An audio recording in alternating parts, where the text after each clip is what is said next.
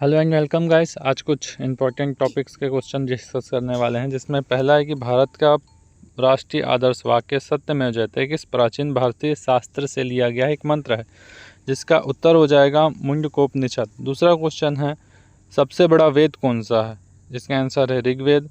संगीत का वर्णन किस वेद में है, सामवेद।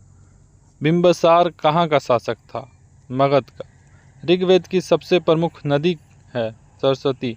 ऋग्वेद में अघन्य शब्द किसके लिए उपयोग किया गया है, अघन्य यानी वध योग्य नहीं। आंसर है गाय।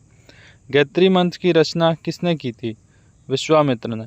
योग दर्शन के प्रतिपादक हैं पतंजलि। संस्कारों की कुल संख्या है 16। प्राचीन पुराण है मत्स्य पुराण। पुराणों की संख्या कितनी है, 18। गौतम बुद्ध को ज्ञान की प्राप्ति कहाँ हुई थी, बोध गया। और बुद्ध का प्रथम उपदेश था धर्म चक्र प्रवर्तन, सारनाथ में दिया था उन्होंने। रिप्टिक ग्रंथ उपदेशों का पहला संग्रह है बौद्ध धर्म। बुद्ध का जन्म कहाँ हुआ था, लुम्बिनी। बौद्ध तीर्थस्थल दांत का मंदिर कहाँ स्थित है, श्रीलंका। जल मंदिर का निर्माण कराया था राजा नंदीवर्धन ने। स्वामी महावीर का जन्म कहाँ हुआ था, तो कुंडल ग्राम में। महावीर का मूल नाम था वर्धमान। गौतम बुद्ध ने अपनी शिक्षाओं के लिए किस भाषा का प्रयोग किया था, पाली। महेंद्र और संघमित्रा कौन हैं, सम्राट अशोक के पुत्र पुत्री हैं। पाटलिपुत्र से पहले मगध की राजधानी क्या थी, राजगृह। सम्राट अशोक के पितामह थे चंद्रगुप्त मौर्य।